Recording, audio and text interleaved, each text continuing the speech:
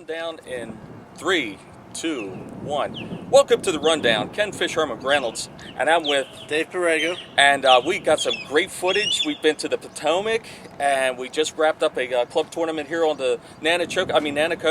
And what do you think? Was it textbook today, Dave, or what? Textbook for the Nanticoke, maybe in early March. I'd say it's been a while since we've been shooting. Like Ken mentioned, we've been on the Potomac getting some fishing in, but today was a little bit of a grind, I think, for most guys. The winning weight was just over 9 pounds. The top three were 8 and above, so It was a little bit tough fishing out here. And that's sometimes. And here's some of the nice fish that were caught during the Nanticoke tournament. Next on deck, we have Ryan Abey from Explosive Tackle. We want to bring in one of our own. Yes. Ryan Abey with Explosive Tackle. He's here to do a little bit. Welcome aboard, Ryan. Glad to be here. Thank you. So what do you got for us? What are you showing off? I've got my version of the chatterbait. I call it the Wiggle Blade. This is a 3/8 ounce Fire Tiger. It's what I was taking on the Potomac, and have had great success this year with it. I think the 3 days I was on the Potomac, I exclusively used this. I weighed in 12 pounds one afternoon. I had 2 5-pounders come unbuckled. I could witness one of them. Bad choice in line, but you learn. The thing I like about my style of the chatterbait is you can slow roll this thing down bottom and keep it down bottom. It doesn't rise up. It doesn't do any of the crazy stuff that some of the other baits do. Nice. I also have this crazy color that was created by some guy in my football jig. It's the Eastern Shore color.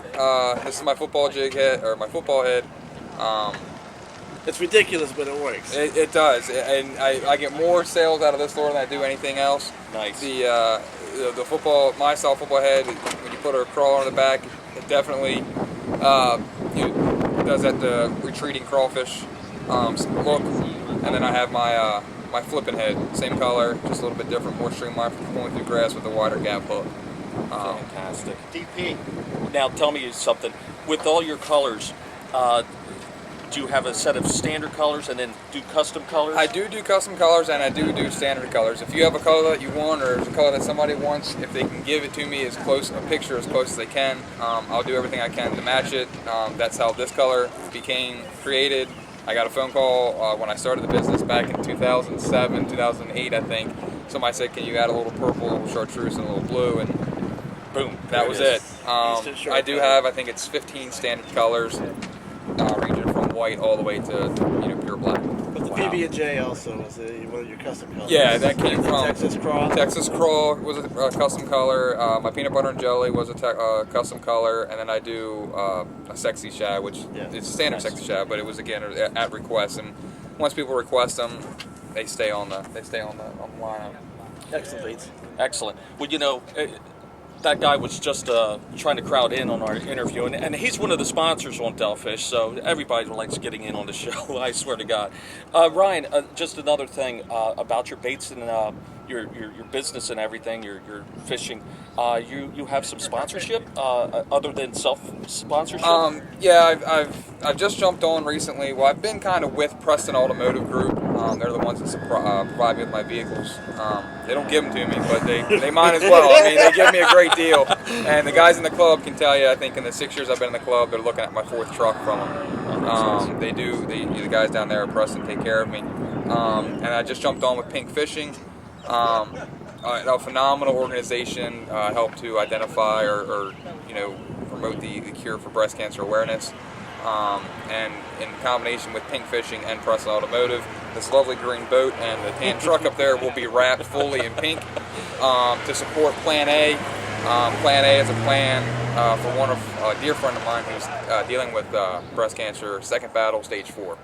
So that's why we do what we do. So it's a good experience, and it's going to bring a lot of light to the cause. Fantastic, Ryan. Well, hey, thanks for taking a couple seconds. And thanks for having me. Yeah, and another thing, before we cut and get out of here, there was some talk of maybe Red Mill Tackle and Explosive doing having a little fun grudge match. I got this email. Red Mill's always looking for a grudge match. Not that my email's been working this week, Always. but I did get an email, and I think the challenge has been set, and I think it was done some time ago for a little grudge match, and I've accepted. The only terms is, since the challenge was set, I think the challengee gets to choose the body of water.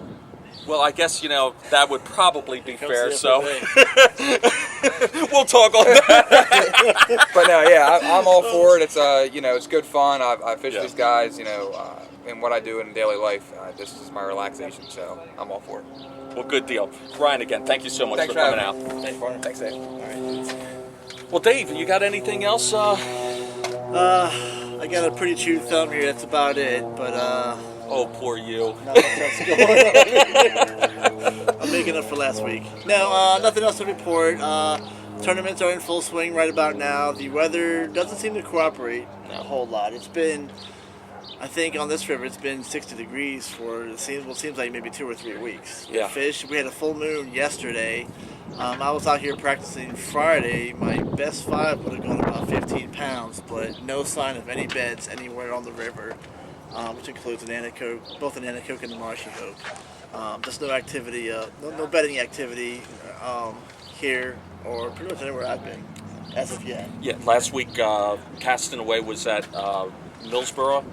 I won the tournament, not handily. It was ounces that separated. It was just a dead stick bite. Rourke had Rourke, Mr. Rourke. He didn't have a limit, and then 2 hours or so left into the tournament, he saw me, saw what I was doing. He puts together a limit, almost wins. I mean, the top 3 were all within ounces, so it was a pretty close race. But same thing, the whole thing, the weather's just not been conducive. Yeah. So Yeah. this coming. upcoming week is supposed to be soft too. I mean, 2-3 days of rain? Yuck. Yeah. But anyway, I don't have anything further, so Okay.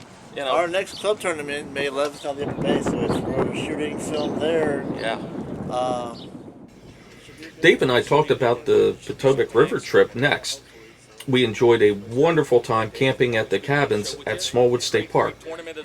Listen to the interview and hear how we did. Watch for our next shooting of the rundown. We'll see you. The Potomac, wow, Wednesday, Thursday, we were treated to a pretty good bite, and then it kind of softened up after that. I had to leave, so Dave and the rest of the guys stayed on.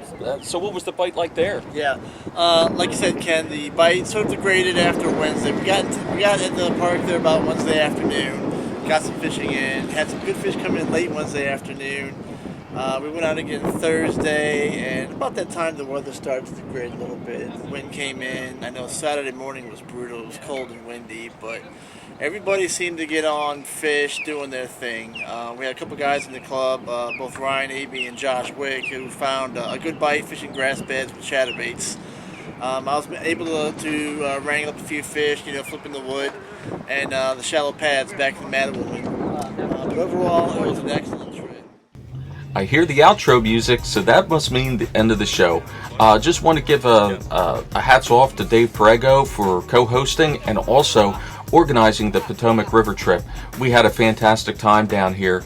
The images that you're seeing now were the Thursday afternoon weigh-in, and as you can see, everybody brought in some pretty decent fish at the end of the day. The camping trip was phenomenal. Everybody chipped in.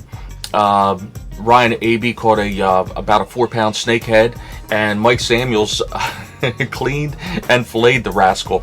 And I cooked it up over charcoal, just simply wrapped in some aluminum foil with some butter, some onion, and a little bit of green pepper. Resist the temptation to over-season them. It really doesn't require much seasoning, and an absolutely delicious fish. So, you ever get an opportunity, get down to Smallwood, check out those cabins, or pitch a tent, or sleep in the back of your pickup truck if need be. But hit that place a couple times. It will not disappoint. Anyway, Ken Fisherman Reynolds here for BASSIN 411, and we'll see you out on the water.